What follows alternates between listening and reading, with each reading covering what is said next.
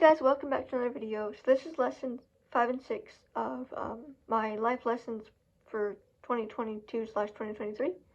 So lesson 5, don't be afraid to stand up for yourself and tell others how you feel.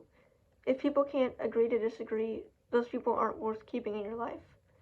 So that's very important. That's something I've learned this year, and it's been really hard because as I mentioned in my previous videos, I like to please people. I like to be friendly with everyone. I'm trying to be polite with people.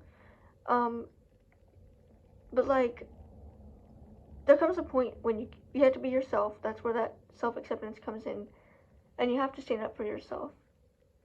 Even if it's like awful, like, you know, like someone asks you how you're doing, and you just kind of say, "Oh, I'm fine," and you're not fine, and eventually, like, they annoy you so much that you're like, "Look, you're really annoying me. Here's why." Like, don't be offended. Don't be afraid to tell people how you feel, because they don't know. They can't read your mind, and if they do understand and they do get it, just understand they might be offended by what you say. You know, if you say, "Look, I don't like you because you said blah blah blah," or "I'm annoyed with you because you did this," like, they're reacting to your feelings, which is great because, you know, you want that honesty, but also respect yourself enough to stand up for yourself. Don't let people keep walking all over you. You know, tell them, "Hey, I don't like whenever you do this," or, "Hey, remember that time when you came over to my house and you broke that glass jar? Yeah, I'm really annoyed about it, so, like, yeah, I just want to let you know I'm annoyed," you know? Like, say your feelings, share them with your friends and people that you are in relationships with, you know? And don't be afraid of the reaction, because honestly, if they're your friend, they won't just leave you. They won't be like, bye, you know?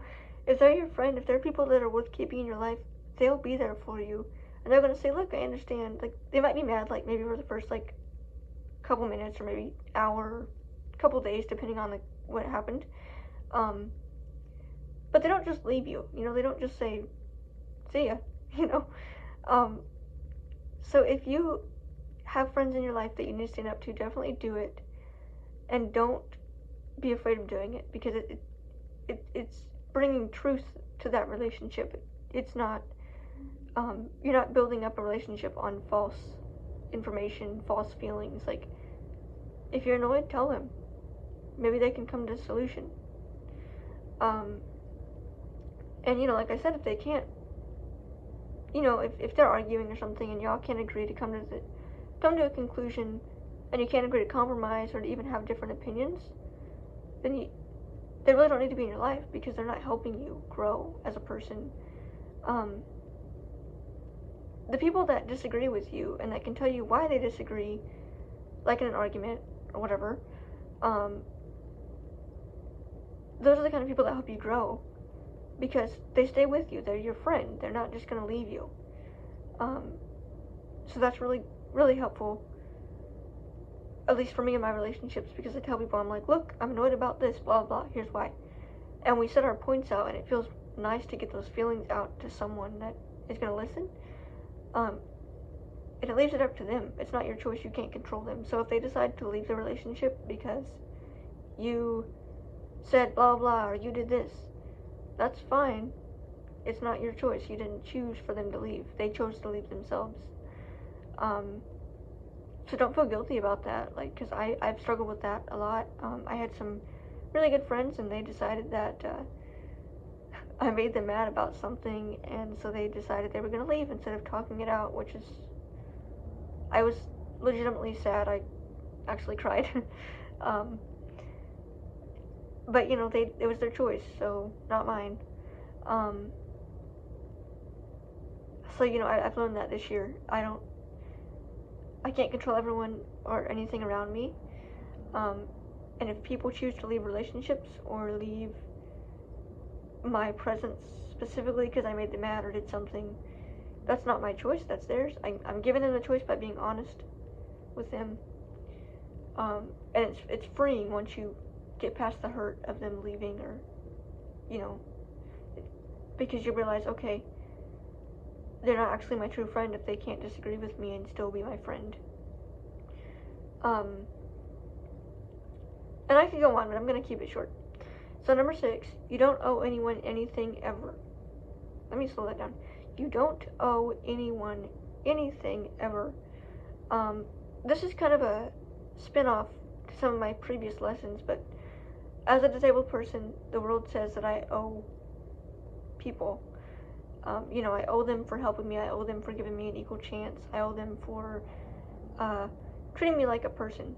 And no, like, I'm grateful that people help me, and I'm grateful that they treat me normally. But I think there comes a time and a difference whenever you... Okay, so if I ask someone to help me, and we do things like, they drive me to the store, okay, so then, like, or to church or something. If they drive me to church for, like, a month, I might be like, hey, you want to go out to dinner and I'll pay for your lunch? Or dinner.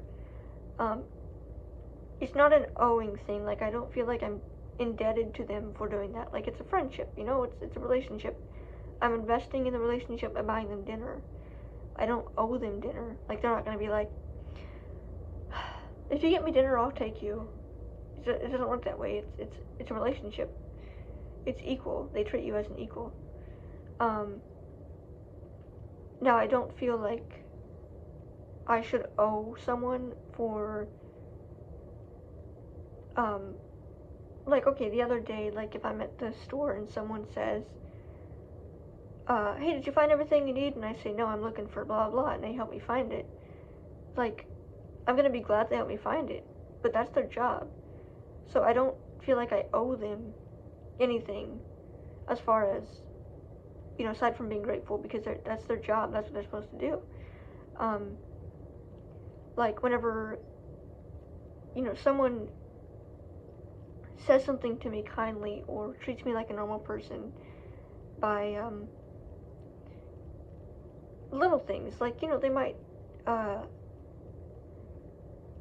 might tell me where my food is on my plate or something simple like that, or they might just come up to me and say, hey, how's your day going? How's life? Like, they just want a conversation. I shouldn't have to owe them anything,